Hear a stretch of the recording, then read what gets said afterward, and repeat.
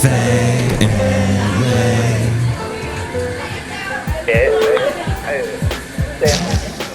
Mike's Daily Podcast. I have not done a podcast since wow. Mike's Daily Podcast. Yeah, that's how long it's been. Not very daily for the show that's called Mike's Daily Podcast, but I have to be fast with my excuse. That because I had to take care of a bunch of things at work went and blowed up, and I had to take care of it all. So Mike's Daily Podcast. That's my excuse. I could not. I had no time. So, Mike's wow, February 10th. Daily 10 days ago Podcast was the last podcast. Yikes. Yeah. I am so awful. And it's episode 1985. 1985, my friend, that year. Don Henley. No, I think he was in 84. I can see you. That was that year, 85.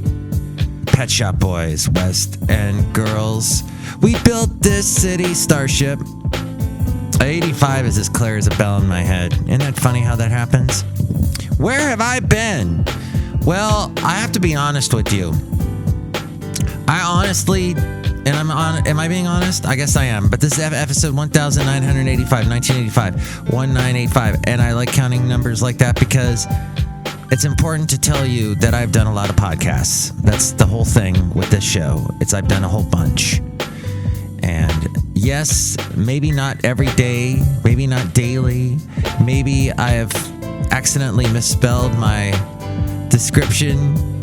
In my description of the podcast, I may have used looking into life's deeper meaning. And it's life and its deeper meaning.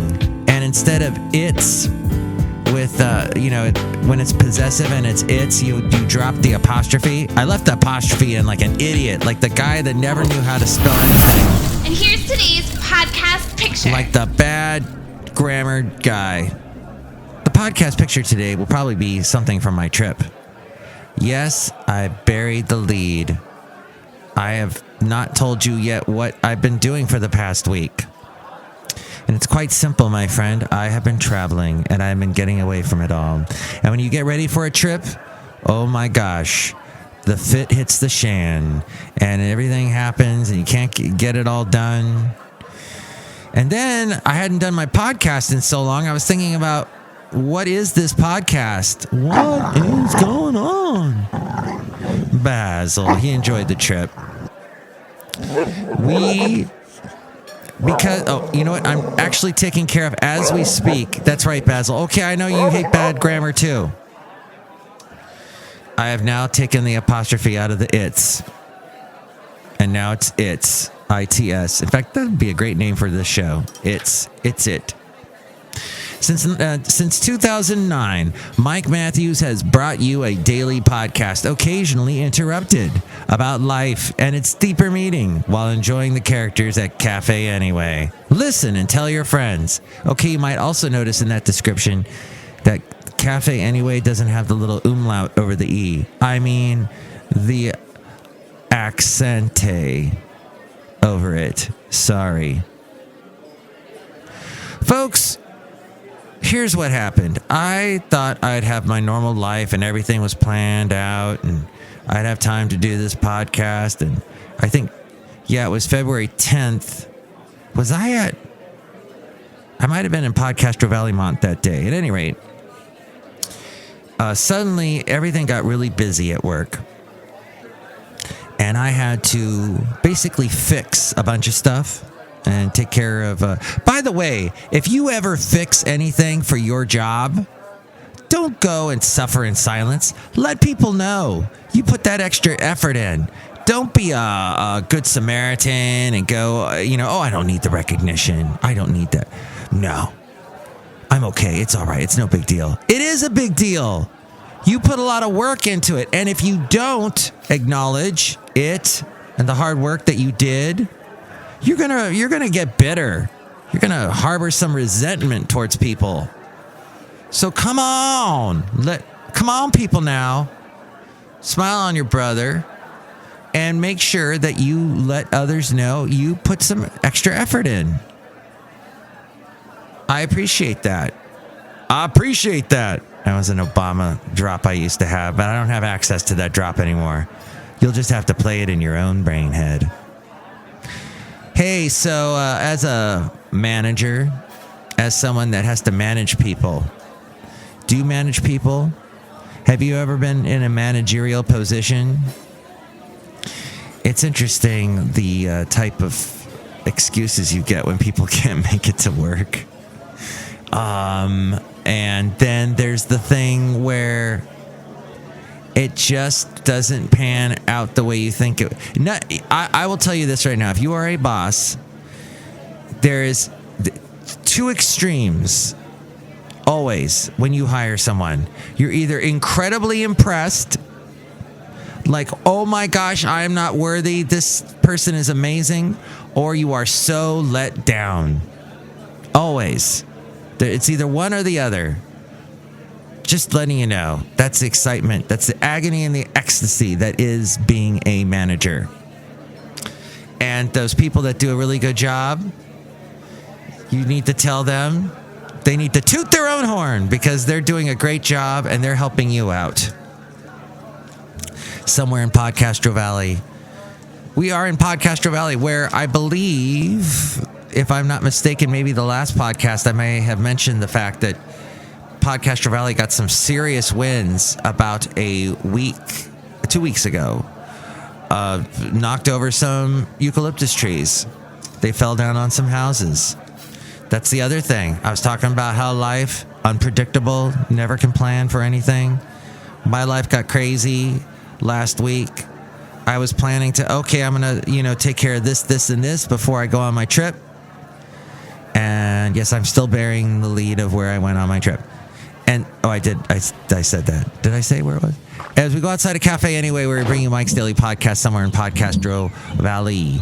And yes, I had so much to do, getting ready for that trip. You got to get everything. Oh, does everybody know where everything is? Okay. I don't want a bunch of text messages. No one better text message me. Of course, they always do.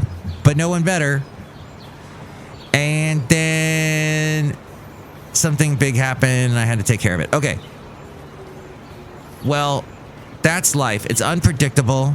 Someone that I work with, his mom, maybe no longer with us by the time you hear this podcast. Yes. It's that dire. It's that terrible. That's how unpredictable life is. And some people throw themselves into religion because that's predictable. There's a black book that I can read and I can believe, and there are a bunch of believers also that surround me. And perhaps, or you throw your faith into something completely crazy like, I don't know, Mount Shasta and the aliens that live inside of it. That's where I went, everybody, inside of Mount Shasta. No, I went to Mount Shasta over the past, 4 days. It was 4 days of absolute fun and bliss. Oh, hey, it looks like my friends that listen to this show, Robert and Christy, are celebrating their wedding anniversary.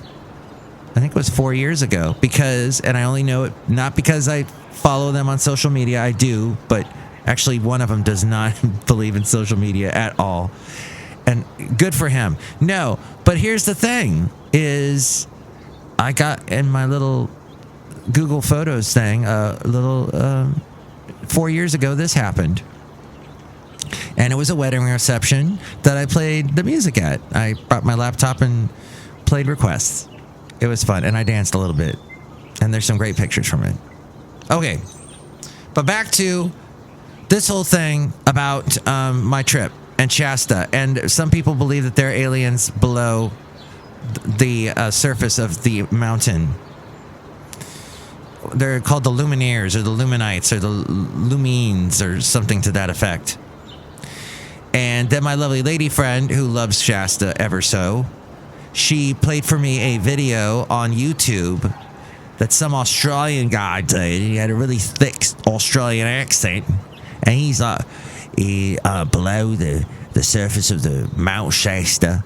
There's a bunch of aliens that live underneath it, and I'll talk to these people. And so he talks to these people that live at Mount Shasta, and oh my gosh. Okay, first off, everyone he interviewed was white. Everyone he interviewed was probably really high. In fact, he shows one of the guys who looked a little bit like, the guy in the band of Monsters and Men. Is that the band? Don't listen to a word I say. Hey, that guy, that little guy with the kind of the beard, the kind of the millennial beard thing. Yeah. And this guy was smoking the pot on the camera. In the lens of the camera, he was pot inhaling.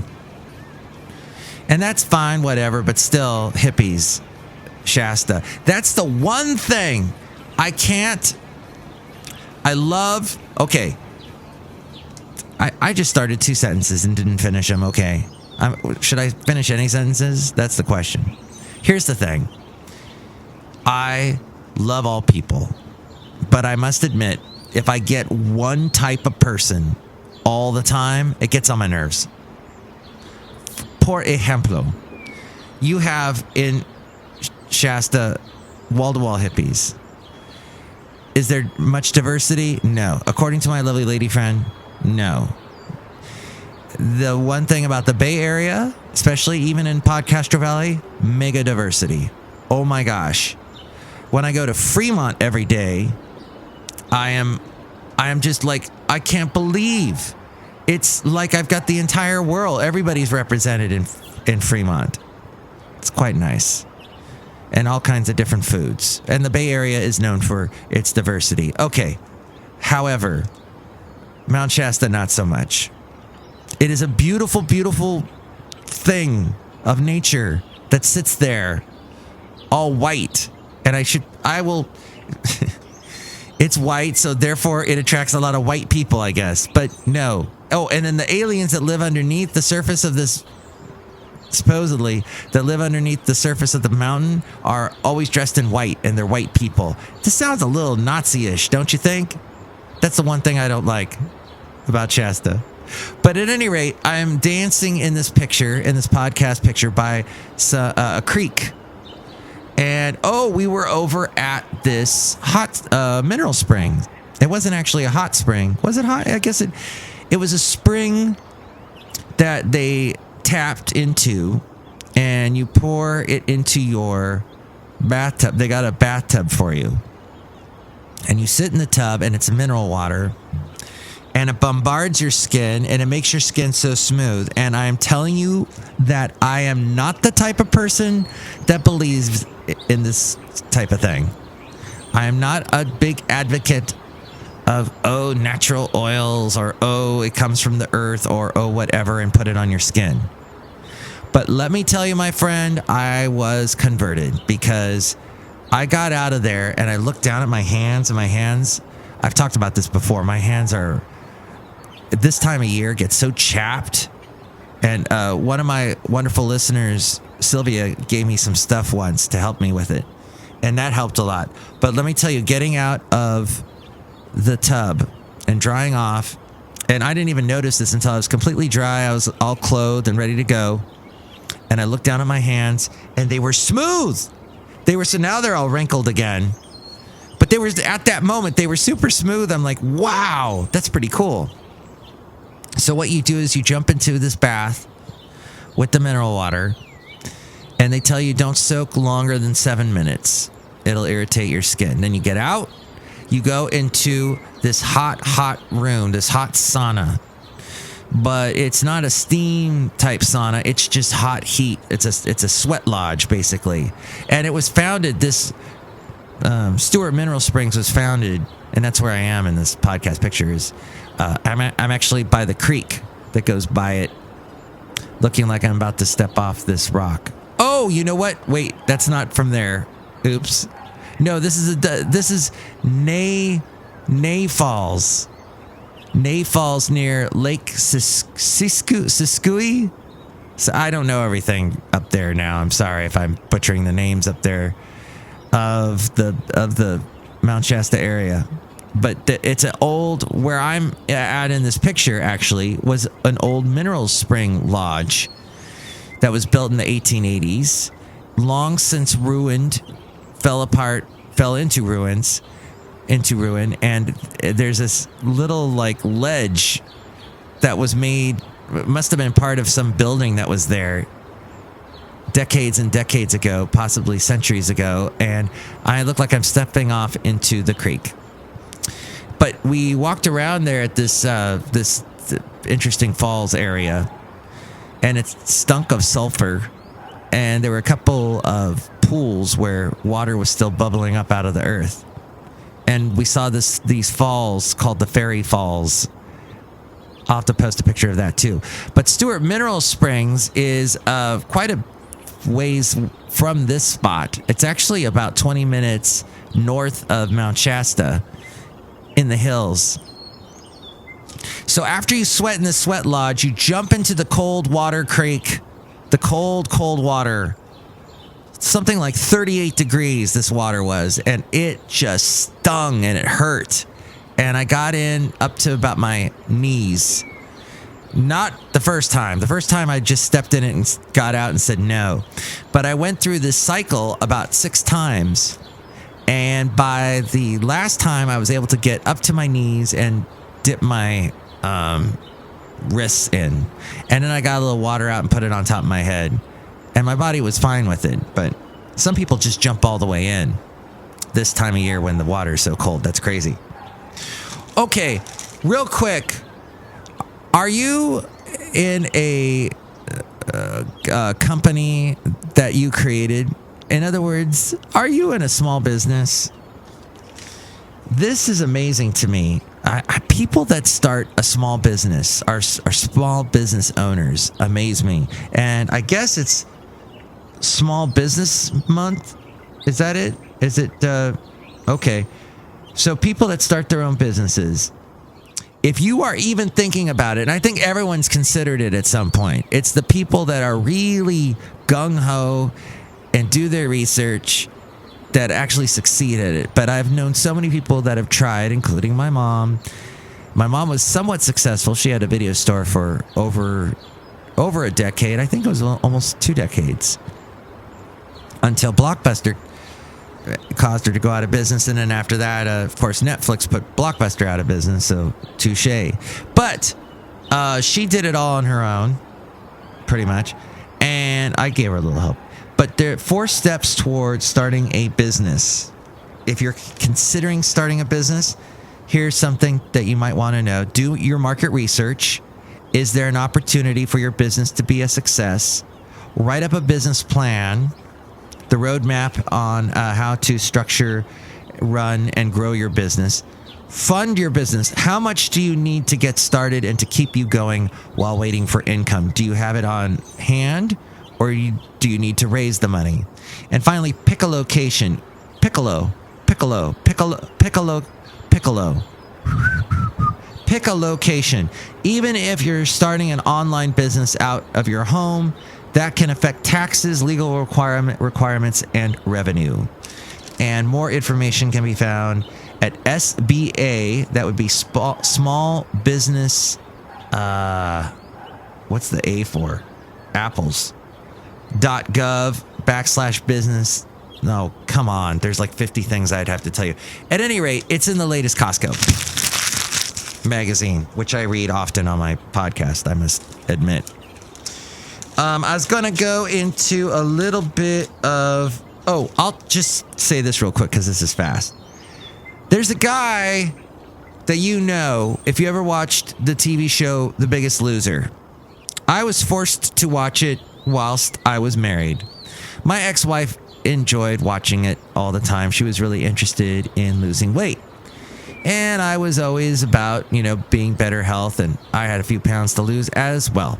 So I would watch it with her, and you get all sucked into the drama, And then after a while, as someone who has worked in the entertainment industry for a long time, I see that it's all fake. And that there's stuff they're not showing you, and that there's stuff that's edited, and there's stuff that's done just for drama effect. And anyway, the lady Jillian Michaels, she has a huge self-help, healthy exercise type podcast, very popular. The other host from that show that you may remember is Bob Harper. He came out on the show, although it was pretty obvious for many years. He kept it a secret, but then finally came out. For 17 seasons, he was on that show.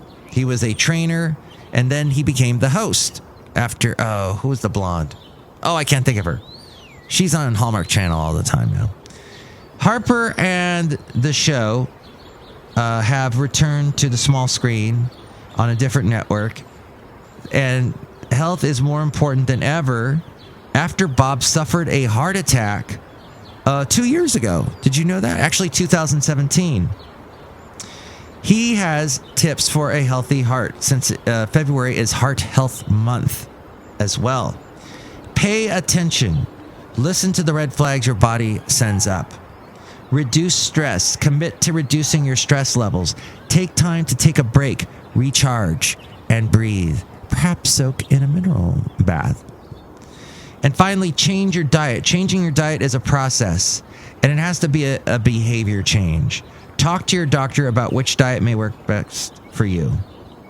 What diet would work best for you? Okay.